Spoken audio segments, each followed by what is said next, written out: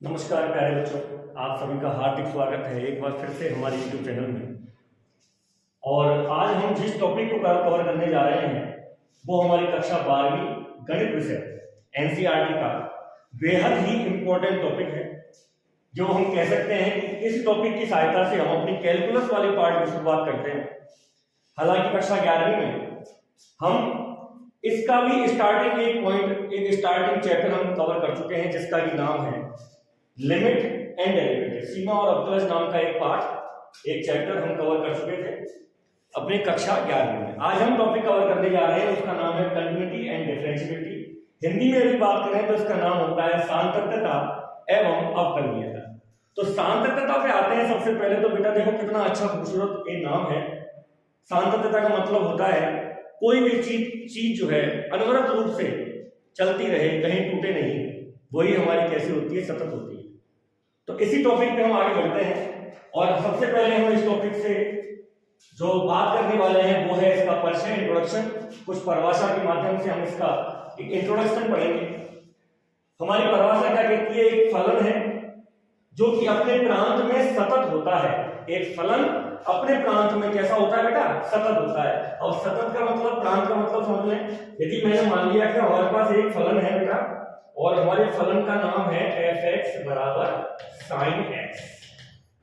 और जैसा कि आप जानते हैं sin x का जो ग्राफ होता है, हमारे sin x का हमारे पास जो ग्राफ होता है बेटा, वो यहां से ऐसे स्टार्ट होता है और इस तरह से चलता है। नेगेटिव वाली साइड में इस तरह से चलता है और ये इधर अनंत तक जा रहा है और इधर भी अनंत तक जा रहा है। जबकि इसकी जो परिसर की वैल्यू होती है वो 1 से और -1 के बीच में होती है। ये हमारा जो फलन है, ये हमारा जो ग्राफ है, वो f(x) बराबर sin x का ग्राफ है। तो हम बात कर रहे थे प्रांत की। प्रांत का मतलब क्या होता है? यहाँ sin x में x के जो भी मान हम पुट करेंगे, जो भी मान हम इसमें रखेंगे, वो सभी मान हमारे किसके होते हैं बेटा? प्रांत के मान होते हैं। और जब प्रांत के मान हम रख देंगे तो sin x की यानी प्रांत की जो वैल्यू हमारी निकल के आएगी वो हमारा f(x) यानी कि परिसर कहलाता है। क्या कहलाता है बेटा? परिसर कहलाता है। कहानी समझ में आ रही है?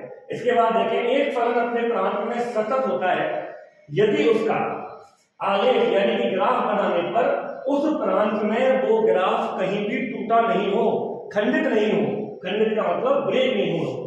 तो हमारा जो ग्राफ है वो कैसा होना चाहिए बेटा? अनब्रेकेबल ग्राफ हमारा होना चाहिए। यदि हमारा ग्राफ अनब्रेकेबल है तो वह ग्राफ कैसा होता है? कंटिन्यूअस ग्राफ होता है। कैसा ग्राफ होता है बेटा? कंटिन्यूअस। और वह फलन हमारा कंटिन्यूअस होता है। कैसा फलन होता है? हमारा कंटिन्यूअस फलन होता है। इसको हम ऐसे भी समझ सकते हैं कि जब हमने ग्राफ बनाया, हमने कोई भी ग्राफ बनाया इस तरह से, हम क्या देख रहे हैं? ये ग्राफ कहीं भी टूटा हुआ नहीं है। इसको हम ऐसे भी कह सकते हैं कि इस ग्राफ को बनाते वक्त हमारा जो पेन है ना, हमारी जो निब है, वो कहीं भी उठी नहीं, कहीं भी हम रुके नहीं और हमारा बिना उठाए हमने पूरा ग्राफ बना दिया। लिखना है मैंने परिभाषा में लिखा है, अर्थात उस आलेख को बनाते समय हमारा पेन उठे नहीं और हमारा आलेख पूर्ण हो जाए। ऐसा फलन दिए गए प्रांत में कैसा होता है बेटा? सतत होता है। तो इस प्रकार से हम कह सकते हैं यदि कोई फलन जिसका कि हम आलेख बना रहे हैं वो कहीं भी टूटा हुआ नहीं है, कहीं भी टूटा हुआ नहीं है, तो वो फलन हमारा कैसा होगा बेटा? वो हमारा कंटिन्यूअस फलन होता है। अगली बात समझिए, कुछ हमने एग्जांपल्स लिए हैं कुछ ग्राफ के कि इनमें ग्राफ में कौन कौन से कंटिन्यूअस है, कौन कौन से सतत है और कौन कौन से असतत यानी कि डिसकंटिन्यूअस फंक्शन है। अब जैसे हमने इसकी बात करें, हमारा ये पहला जो ग्राफ है इसमें हम देख रहे हैं, जैसे हमने ये ग्राफ बनाया बेटा, तो आप देखें इस ग्राफ में इस वाले पॉइंट पर आकर के हमारा ये फलन यहाँ से स्टार्ट हुआ, इस जगह पे आके ये टूट गया, फिर यहाँ से स्टार्ट होकर यहाँ तक गया। इस वाले पॉइंट पे हमारा फलन टूटा हुआ है, तो ये हमारा फलन, हमारा फंक्शन कंटिन्यूअस फंक्शन नहीं है। चलो साहब, ये जो कंटिन्यूअस फंक्शन नहीं है, इस पॉइंट पे नहीं है, पॉइंट x बराबर a पर, ये हमारा कोई x अक्ष पे पॉइंट है x बराबर a, तो हम कह सकते हैं ये फलन जो है x बराबर a पर कंटिन्यूअस नहीं है। आगे समझो, एक हमारे पास ये फलन है, यहां से स्टार्ट किया हमने और यहां तक पहुंचे।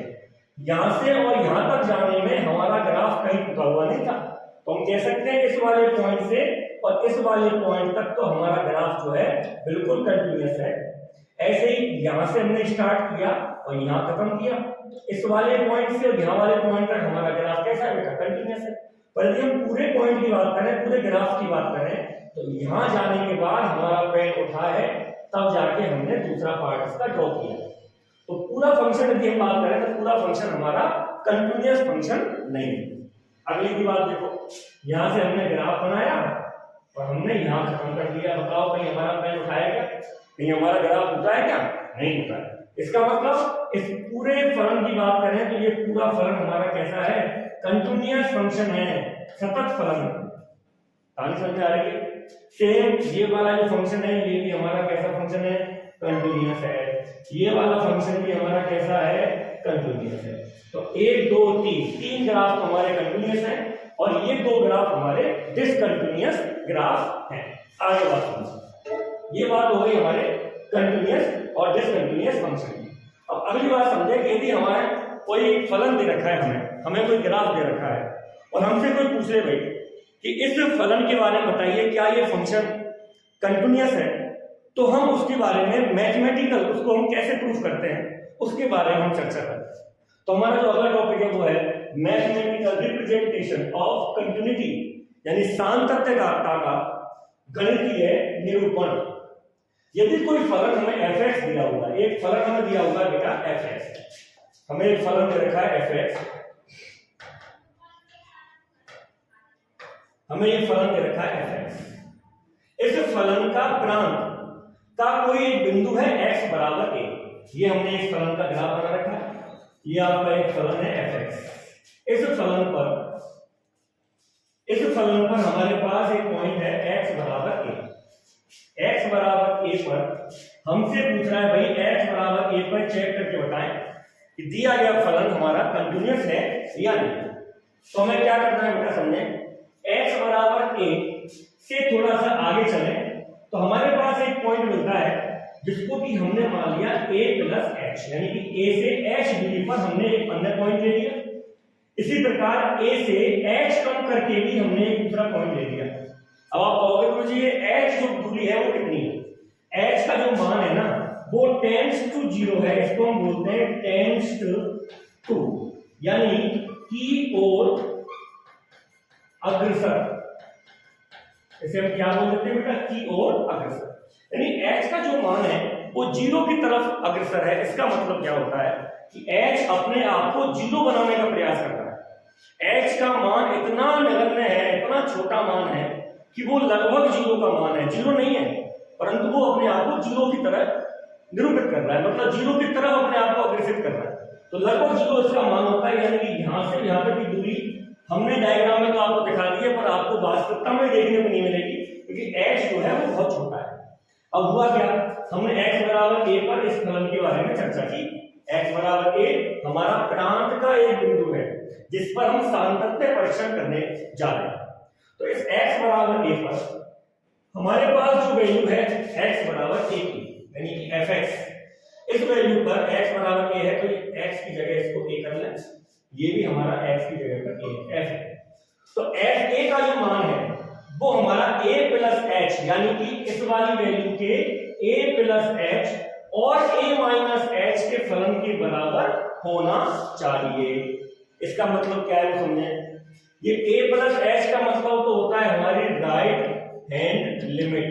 ये सब चीज हम लिमिट वाले चैप्टर में कवर कर चुके हैं। और ये a माइनस h जो है बेटा ये है हमारी लेफ्ट हैंड लिमिट। तो यानी कि जब f a की वैल्यू उसकी राइट हैंड लिमिट और लेफ्ट हैंड लिमिट के बराबर होती है तो दिया गया फलन उस बिंदु x बराबर a पर कैसा होता है बेटा, कंटिन्यूअस होता है, सतत होता है। ठीक है भाई, चलो सर अब समझे, ये कंटिन्यूटी भी जो होती है वो आपको कई प्रकार से पूछी जा सकती है। आपसे पूछ सकता है कि किसी एक पर्टिकुलर पॉइंट पे आप चेक करके बताएं कि हमारा जो फलन है वो कंटिन्यूअस है कि नहीं। तो किसी पर्टिकुलर पॉइंट पे तो हमें क्या करना है, जिस प्रकार से मैंने आपको बताया है इस तरह से हमें उसकी कंटिन्यूटी चेक करनी है। यानी कि यदि लिमिट fx का जो मान है वो f a माइनस h हो तो बाई ओर से वो क्या होता है, कंटिन्यूअस होता है। यानी कि जब इसका मान और इसका मान कैसा हो जाए, बराबर हो जाए, तो उसकी लेफ्ट हैंड साइड से वो फलन कैसा होता है बेटा, कंटिन्यूअस होता है। और यदि fx का मान जो है a प्लस h के ये बार बार एफ एक्स हो गया है, टेक्निकल मिस्टेक है। एफ ए का मान ए प्लस एच के बराबर हो जाता है, तो ये हमारा राइट हैंड लिमिट से, राइट हैंड साइड से हमारा क्या होता है बेटा, कंटिन्यूअस होता है। ये किसी एक बिंदु पर दाईं और बाईं सीमा का हमसे क्वेश्चन आ जाए तो उस तरह से हमें क्वेश्चन सॉल्व करना है। कहानी समझ में आ रही है? अगली बात समझे, अंतराल। यदि आपको कोई अंतराल दे दिया जाए कि भाई एक अंतराल आपको दे दिया, एक फलन है आपके पास, आपको एक फलन दे दिया इस तरह से, ये x है और ये बेटा fx है। यहां आपको एक फलन दे रखा है, ठीक है भाई, ये आपको एक फलन दे दिया और आपसे पूछ ले इस फलन में एक पॉइंट तो है a और एक पॉइंट है b, ये हमारे प्रांत के दो बिंदु हैं a और b। इन दोनों बिंदुओं के मध्य आपसे पूछ ले भाई बताओ, चेक करके बताओ, ये इन दोनों बिंदुओं के मध्य हमारा फलन कंटिन्यूअस है। तो दोनों बिंदुओं के मध्य की बात करेगा तो हमारे पास दो प्रकार के अंतराल होते हैं। हमारे पास दो प्रकार के अंतराल होंगे। पहला अंतराल है हमारा खुला अंतराल। कैसा अंतराल है बेटा? खुला अंतराल। ये आप पहले भी पढ़ चुके हो। खुला अंतराल का मतलब क्या होता है? यहाँ पे हमारे पास दो वैल्यू है 3 और 5। खुले अंतराल में 3 को और 5 को हमें शामिल नहीं करना है। यदि बंद अंतराल होगा तो उसको हम इस प्रकार से प्रदर्शित करेंगे, इसमें हमें 3 और 5 को शामिल करना है। बीच वाली संख्याएं तो आएंगी सारी, पर इसमें साइड वाली संख्याएं नहीं आती है और इसमें अपन को साइड वाली दोनों संख्याएं लेनी है। अगली बात समझिए, खुला अंतराल यदि आपको दिया जाए, आपसे कह दे भैया ओपन इंटरवल a, b मैं चेक करके बताया कि दिया गया फलन कंटिन्यूअस है कि नहीं, तो बेटा क्या कहानी लिखनी है अपने को, हमें लिख देना है, हमें प्रूफ करना है। हम ये कह सकते हैं कि कोई फलन f(x) खुले अंतराल में सतत तभी होता है जब वो दोनों बिंदुओं के मध्य प्रत्येक बिंदु पर, दो बिंदु जो दिए गए हैं ए और बी, जो दो बिंदु दिए हुए हैं, इन दोनों बिंदुओं के मध्य प्रत्येक बिंदु पर ये फलन कैसा होना चाहिए बेटा? ये हमारा सतत होना चाहिए। दोनों बिंदुओं के मध्य प्रत्येक बिंदु पर सतत होना चाहिए। इन दो बिंदुओं की चर्चा हमने नहीं की है, इन दोनों के मध्य के बिंदुओं की चर्चा की है, क्योंकि ये कैसा अंतराल है? ये हमारा खुला अंतराल। बात समझ आ रही है? अगली बात समझेंगे। अगला है हमारा क्लोज इंटरवल यानी कि बंद अंतराल। बंद अंतराल में आपको बताया मैंने, दोनों पॉइंट्स हमें शामिल करने हैं। फिर से देखेंगे डायग्राम, ये हमारा x अक्ष है बेटा, ये हमारा y अक्ष है, इसको आप fx भी बोल देते हो। यहाँ हमने दो पॉइंट लिए a और b, यहाँ से हमारा एक ग्राफ गुजर रहा है, तो ये हमारा a पॉइंट है और ये हमारा b पॉइंट है। तो इसको तो मैं लिख दूं बेटा f ऑफ a, इसको लिख दूं बेटा मैं f ऑफ b। कहानी समझ में आ रही है? आगे बात देखें, जब हमसे ये बंद अंतराल की बात करेगा तो पहली शर्त जो खुले अंतराल की थी वो तो इसमें लागू होगी ही होगी, यानी कि a और b के मध्य प्रत्येक बिंदु पर वो फलन कैसा होना चाहिए? सतत होना चाहिए। a और b के मध्य अंतराल में प्रत्येक बिंदु सतत होना चाहिए। अगली जो नई बात वो क्या है? बिंदु a पर, क्योंकि देखो बिंदु 1 से इधर की तो चर्चा हमसे कोई करी नहीं है, हमें इधर वाले तो कोई पॉइंट मालूम ही नहीं है, क्योंकि शुरुआत हम कहां से कर रहे हैं? ए से कर रहे हैं। तो इसके लेफ्ट हैंड लिमिट की हमें कोई बात नहीं करनी है। हमें क्या करना है? इस एफ ए का मान इसके राइट हैंड यानी कि एफ, राइट हैंड का मतलब एफ ए प्लस एच के बराबर होना चाहिए। यहां लिमिट एच टेंड्स टू 0 और यहां भी लिमिट एच टेंड्स टू 0, यानी कि x बराबर 1 पर दाईं ओर सतत वो होना चाहिए। तो एफ ए बराबर क्या हो जाएगा बेटा? एफ ए प्लस एच हो जाएगा और h टेंड्स टू 0 है।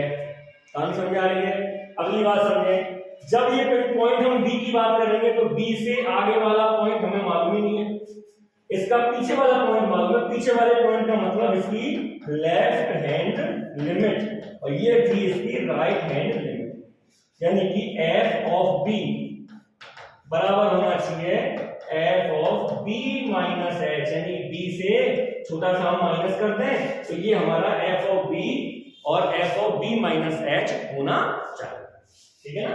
ये हमारा f ऑफ b बराबर होना चाहिए f of b minus h, और ये हमारी लिमिट यहां लगी रही है, h tends to 0, small h tends to 0। कहानी समझ में आई है? 3 प्रकार के थे हमारे पास, फिर से समझ लें। पहला, यदि आपको कोई पॉइंट दे रखा हो, यदि आपको कोई पॉइंट दे रखा हो केवल तो उसकी लेफ्ट हैंड और राइट हैंड दोनों निकालनी है, और वो किसके बराबर होना चाहिए, उस f ऑफ a के बराबर होनी चाहिए, f ऑफ a के बराबर होनी चाहिए। उसके बाद हमने क्या देखा, यदि कोई अंतराल हमें दे रखा है, उस ग्राफ में हमें कोई अंतराल दे रखा है, तो अंतराल दो प्रकार से दिया जाएगा बेटा। पहला तो है हमारा खुला अंतराल और दूसरा है हमारा बंद अंतराल। यदि हमारा खुला अंतराल दिया हुआ है बेटा, तो हमें क्या करना है, दोनों पॉइंट्स के बीच में जितने पॉइंट दे रखे हैं उन सभी पॉइंट पे हमारा फलन कैसा होना चाहिए, सतत होना चाहिए। क्लोज इंटरवल की बात की है, वन अंतराल की बात की है, तो ये तो होना ही चाहिए, यानी ए और बी के मध्य है तो वो सतत होना ही चाहिए। और इसके अलावा क्या होना चाहिए, यदि पॉइंट ए यहां दे रखा है, बी यहां दे रखा है, तो ए के साथ में तो इसकी होनी चाहिए बेटा राइट हैंड लिमिट, ए और इसकी राइट हैंड लिमिट आपस में कैसी होनी चाहिए, बराबर होनी चाहिए। और एफ बी की बात करेंगे जब, इसकी हमारी लेफ्ट हैंड लिमिट बराबर होनी चाहिए, लेफ्ट हैंड लिमिट का मतलब माइनस, ये हमारा एफ बी और ये हमारा एफ बी माइनस एच। इस तरह से हमें अंतराल और किसी पर्टिकुलर पॉइंट पे हमने किसी फलन की वो संततता यानी कि कंटिन्यूटी चेक करवा सकता। कहानी समझ में आ गई तो आगे बढ़े, आगे बात सुने। अब हम चर्चा करने वाले हैं कि कुछ विशेष फंक्शंस होते हैं जिनको कि हम देखते ही पहचान सकते हैं कि ये फंक्शंस हमारे कंटीन्यूअस हैं या डिसकंटीन्यूअस हैं। तो सबसे पहले हम कुछ इंपॉर्टेंट फंक्शंस, कुछ इंपॉर्टेंट फलन की चर्चा कर रहे हैं जो कि कैसे होते हैं बेटा, सतत फलन होते हैं। इसमें पहला फलन है हमारा तत्समक फलन। कैसा फलन है ये, तत्समक फलन, मतलब इसका नाम है आइडेंटिटी फंक्शन। समझे आप आइडेंटिटी फंक्शन क्या होता है, इस तरह के फंक्शंस होते हैं बेटा जिसमें हम x की जो वैल्यू पुट करते हैं वही वैल्यू हमें fx के रूप में प्राप्त हो जाती है। यानी हमने जैसे ही x का मान 1 रखा तो fx 1 प्राप्त हो गया, x का मान 2 रखा fx 2 प्राप्त हो गया।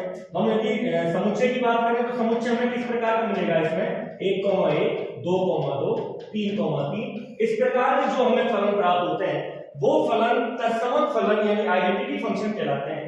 और बेटा ये फलन हमेशा कंटीन्यूअस होते हैं। कैसे होते हैं भाई, कंटीन्यूअस। दूसरा है अपना अचर फलन।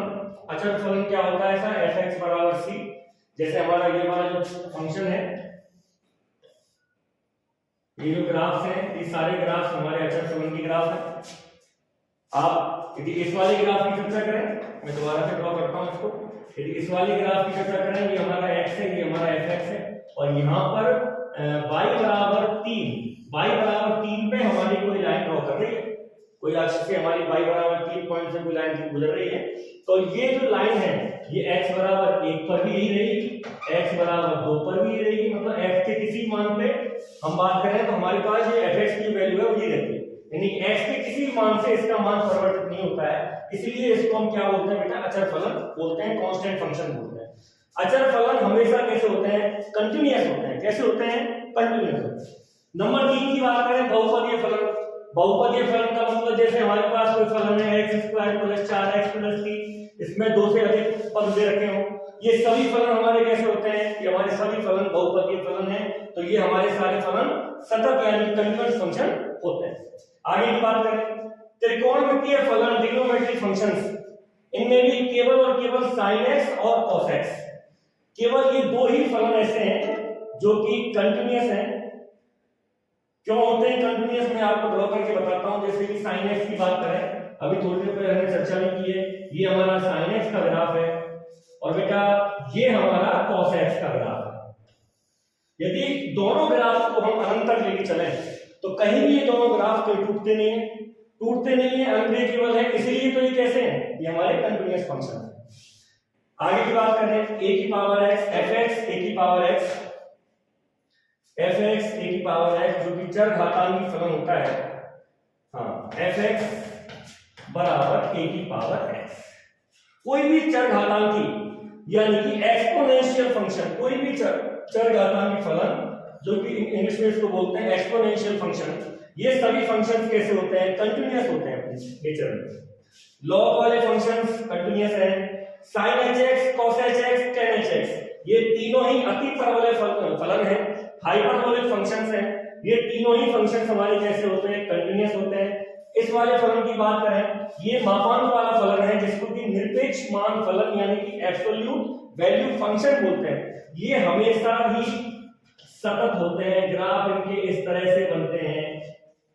इतने भी मापांक फलन है उनके ग्राफ कैसे बनते हैं, इस तरह से बनते हैं, क्योंकि ये कभी नेगेटिव में जाते ही नहीं है, इनकी वैल्यू ऑलवेज कैसी होती है बेटा, पॉजिटिव होती है। तो ये सारे फंक्शंस जो है वो कैसे हैं, ये हमारे सतत फलन है। ठीक है, आगे बात सुनिए। अगला जो हमारा टॉपिक है वो है असंतत फलन, डिसकंटीन्यूअस फंक्शन। डिसकंटीन्यूअस फंक्शन कौन कौन से हैं? पहला फंक्शन की बात करें तो ये आपने पढ़ा होगा महत्तम पूर्णांक फलन। महत्तम पूर्णांक फलन जो होता है वो हमेशा कैसा होता है, डिसकंटीन्यूअस होता है। यदि किसी x में से हम कोई महत्तम पूर्णांक फलन घटा दें तो ये हमारा अपूर्णांक फलन कहलाता है, और ये भी हमेशा कैसे होते हैं, असंतत होते हैं।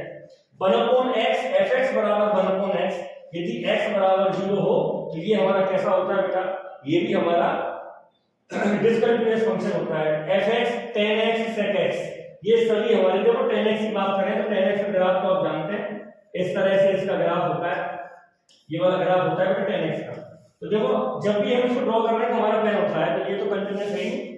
sec x की बात करें, sec x का ग्राफ हमारा ये होता है, इस तरह से हमारा sec x का ग्राफ, ठीक है। तो ये भी हमारा कैसा है, टूटा हुआ है, तो ये हमारा डिसकंटीन्यूअस फंक्शन होता है। fx sin 1/x fx cot x, ये हमारे वो है हाइपरबोलिक फंक्शंस। तो ये सारे फंक्शन कैसे हैं, हमारे असंतत फलन है। तो बेटा आज आपको कंटिन्यूटी के बारे में थोड़ा सा हमने इंट्रोडक्शन दिया। कंटिन्यूटी में आपको बताया हमने कि किस प्रकार कोई भी फलन कंटिन्यूअस डिसकंटिन्यूअस हो सकता है। यदि हमारे किसी फलन को ड्रॉ करने में हमारा पेन उठता है, हमारा ग्राफ जो है वो टूटा हुआ है, तो वो ग्राफ हमारा कंटिन्यूअस नहीं है, वो हमारा डिसकंटिन्यूअस है। ठीक है बेटा, तो आज के टॉपिक में यही है, बाकी का अगला टॉपिक हम चालू करेंगे। Thank you so much.